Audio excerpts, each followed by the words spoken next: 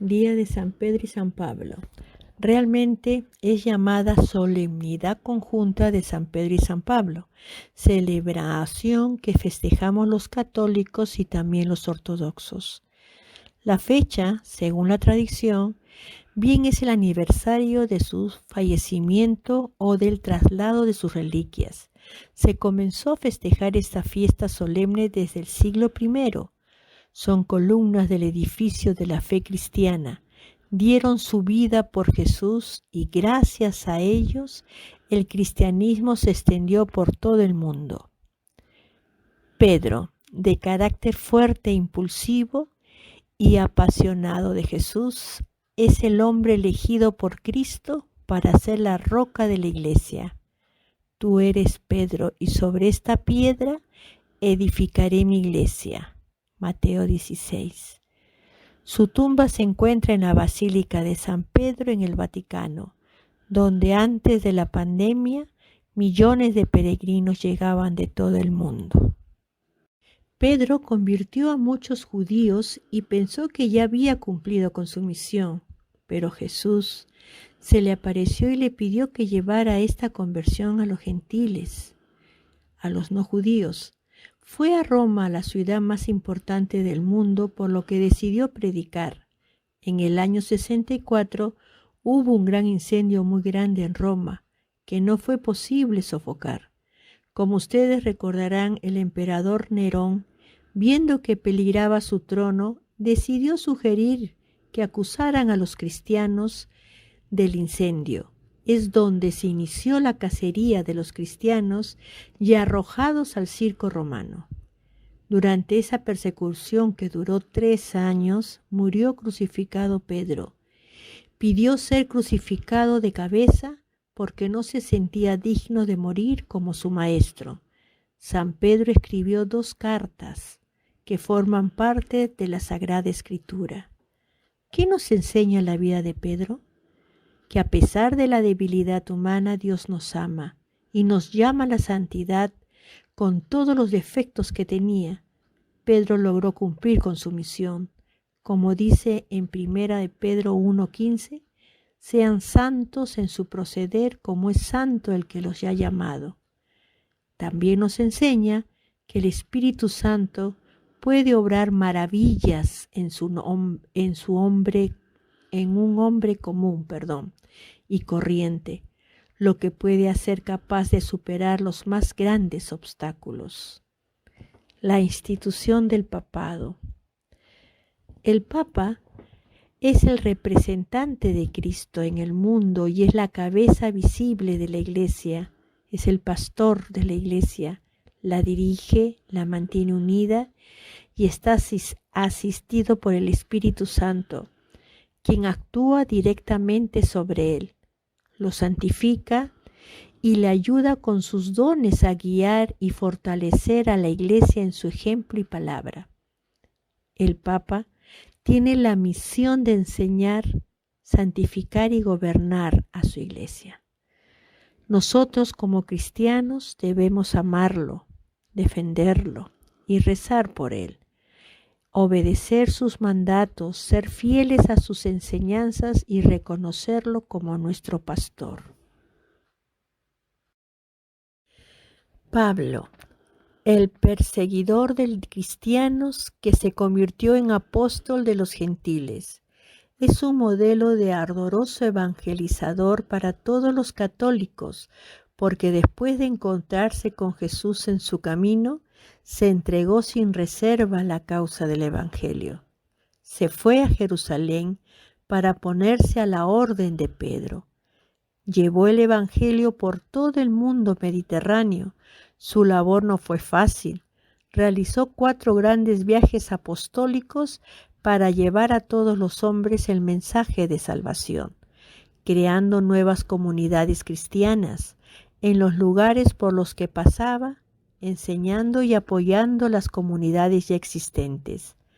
Escribió 14 cartas o epístolas que forman parte de la Sagrada Escritura. Al igual que Pedro, fue martirizado en Roma. Le cortaron la cabeza con una espada pues como era ciudadano romano, no podía condenarlo a morir en una cruz, ya que era una muerte reservada para los no romanos. ¿Qué nos enseña la vida de San Pablo? Debemos ser apóstoles, anunciar a Cristo, comunicando su mensaje con la palabra y el ejemplo, cada uno en el lugar donde viva y de diferentes maneras. Nos enseña el valor de la conversión, en dejar la vida antigua de pecado para comenzar una vida dedicada a la santidad y a las buenas obras. Los cuerpos de San Pedro y San Pablo estuvieron sepultados juntos por unas décadas. Después se les devolvieron a sus sepulturas originales. En 1915 se encontraron estas tumbas y pintadas en los muros de los sepulcros expresiones piadosas que ponían de manifiesto la devoción por San Pedro y San Pablo desde los inicios de la vida cristiana. Hagamos historia. Hasta el año 2021 hemos contado con 266 papas de muchas nacionalidades: franceses, sirio, africano, griegos, alemanes, polaco, muchos italianos y actualmente de nacionalidad argentina. Es nuestro primer papa sudamericano, el Papa Francisco. En el transcurso de la historia de la Iglesia se han declarado dogmas. Se define dogmas de fe a verdades que siempre han existido, pero que en su creencia ha empezado a ser obligatoria al definirse. Hay 8 dogmas, ¿sabían? Dogmas sobre Dios, dogmas sobre Jesucristo, la creación del mundo, sobre el ser humano, dogmas marianos, dogmas sobre el Papa y la Iglesia, sobre los sacramentos y dogmas sobre las últimas cosas. He podido leerlos la mayoría y está en una forma que en el transcurso del tiempo que ha pasado la Iglesia, uno tiene que ver que ha habido muchos concilios y ahí es donde ha habido también problemas de herejías. Por eso sacaban dogmas, verdades ya existentes. Y entonces, uno lo ve ahora en una forma muy fácil cuando rezamos el credo. Pero hay una cosa que sí me encantaría poder leer sobre las dogmas que dicen acá, las dogmas de últimas cosas, que significa las dogmas de la muerte y su origen, el cielo, el paraíso, y el infierno, el purgatorio y el fin del mundo y la segunda venida de Cristo.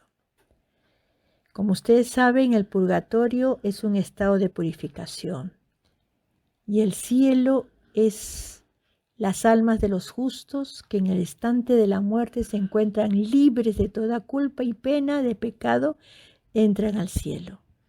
Pero la definición del infierno dice así: el infierno es una posibilidad gracias a nuestra libertad. Dios nos hizo libres para amarlo o para rechazarlo. Si el cielo puede ser representado por un gran tamiz donde todos viven en plena comunión entre sí y con Dios, el infierno puede ser visto como soledad, división, ausencia de amor y que genera y mantiene la vida. Se debe esforzar que la voluntad de Dios es la vida y no la muerte, de quien quiera que sea.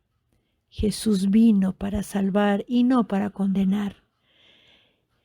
En el límite, Dios no condena a nadie al infierno. Es nuestra opción fundamental que va a ser formada a lo largo de toda la vida por nuestros pensamientos, nuestros actos y omisiones, que confirma o no el deseo de estar con Dios para siempre. De cualquier forma, no se puede usar el infierno para convencer a las personas a creer en Dios o a vivir la fe. Eso favorecería la creación de una religiosidad infantil y puramente exterior. Se debe privilegiar el amor y no el temor. Solo el amor mueve los corazones y nos hace adorar a Dios y amar al prójimo en espíritu y vida. Me pareció muy hermosa esa definición de las alternativas que nosotros como hijos de Dios y con la libertad que nos ofrece, nosotros somos por nuestros actos que decidimos ir a un sitio horroroso que es el infierno. Bueno, ya casi para terminar, quisiera hacer un recuento de unas cuantas frases de los santos padres que hemos tenido. Empezaré por el Papa Pío XII. ¿Y por qué por él? Porque en su pontificado yo nací. Las palabras que he recolectado son poquitas nomás del Papa Pío XII, que es: la salvación de muchos depende de la oración de pocos. Nada se pierde con la paz y todo puede perderse con la guerra. Las industrias humanas no valen nada sin el auxilio divino. El Papa Juan XXIII: la justicia se defiende con la razón, no con las armas. Los sentimientos de mi pequeñez y mi nada me mantuvieron siempre en buena compañía. Los pueblos, y en especial los jóvenes generaciones, siguen con entusiasmo y admiración el desarrollo de las admirables ascensiones y navegaciones espaciales. ¿Cómo no desearíamos que esas empresas asumieran el significado de homenaje a Dios Creador? Las palabras de Pablo VI: si quieres la paz, lucha por la justicia. La vida no pertenece al hombre, le sobrepasa, porque ha sido recibida de Dios, es sagrada. Ningún hombre puede disponer de ella a su antojo. Palabras de Juan Pablo I: procuremos que haya más oraciones que batallas. El poder político, católico o no, ni puede obligar a abrazar la fe religiosa que no gusta, ni puede impedir abrazar y profesar una fe que gusta. Nuestro recordado santo Juan Pablo II: no tengáis miedo, abrid las puertas a Cristo, fue dicha en día de su elección. La peor prisión es un corazón cerrado. Que nadie se haga ilusiones de que la simple ausencia de guerra, aun siendo tan deseada, sea sinónimo de una paz verdadera. No hay verdadera paz si no viene acompañada de equidad, verdad, justicia y solidaridad. No hay paz sin justicia. No hay justicia sin perdón. La paz exige 4 condiciones esenciales: verdad, justicia, amor y libertad. Palabras de nuestro santo también, que lo veo así, Benedicto XVI: la razón no se salvará sin la fe, pero la fe sin la razón no será humana. Cuando la política pretende hacer la obra de Dios, pasa a ser no divina, sino demoníaca. El fundamentalismo es siempre una falsificación de las religiones. Lo que me llena de estupor no es la incredulidad, sino la fe. Lo que me sorprende no es el ateo, sino el cristiano. La verdad no se determina mediante un voto de la mayoría. Y en las palabras de nuestro Papa Francisco: No temas el tiempo, porque nadie es eterno. No temas a las heridas, porque te hacen más fuerte. No temas al llanto, te limpia el alma. No le temas a los retos, te hace más ágil. No temas equivocarte, te hace más sabio. No le temas a la soledad, porque Dios está contigo siempre. Para hablar de esperanza, con quien está desesperado, se necesita compartir su desesperación para secar una lágrima del rostro de quien sufre. Tener un lugar a donde ir se llama hogar. Tener personas a quien amar se llama familia. Y tener ambas se llama bendición. Y por último, el matrimonio es un trabajo de todos los días. Se puede decir que artesanal.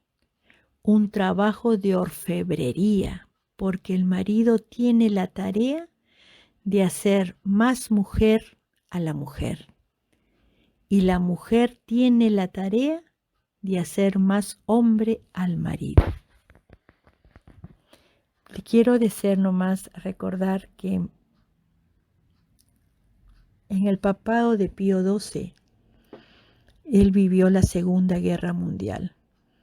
Y si alguien puede saber la vida del Papa, del Pío XII, no saben cómo ayudó el papado a mucha gente, especialmente a los judíos. El Papa Juan XXIII, ¿quién no sabe? Un gran líder que él abrió el Vaticano II, el Concilio Vaticano II, que hizo muchos cambios en la Iglesia. Las palabras de Pablo VI, hay una encíclica donde habla mucho sobre el amor, la sexualidad, y en muchos de esos casos dijo de que cuando el sexo sea libre, sin moral, va a llegar un momento que vean a la mujer como objeto. Creo que no se equivocó. Las palabras de Juan Pablo I, no sabía qué decir. Prendo la televisión y escucho terminando la película, que lo llamaban, para muchos lo llamaban la sonrisa de Dios. Ustedes saben, solamente estuvo 33 días en el papado. Y nuestro Papa Juan Pablo II, sabemos cómo él vivió, hay mucha biografía en él.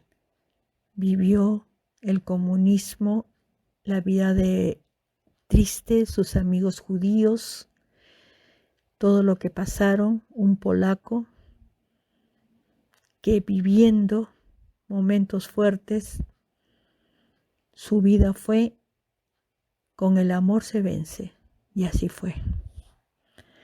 Las palabras de Benedicto XVI son muy fuertes, son muy profundas. Parece que conocí el lado negro de la humanidad. Y las palabras dulces, amorosas de nuestro Santo Padre que vive hoy, también vivió la época de la dictadura en Argentina.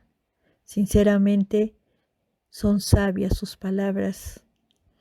Y esto es nomás lo que quería comentarles. Muchas gracias, hermanitas.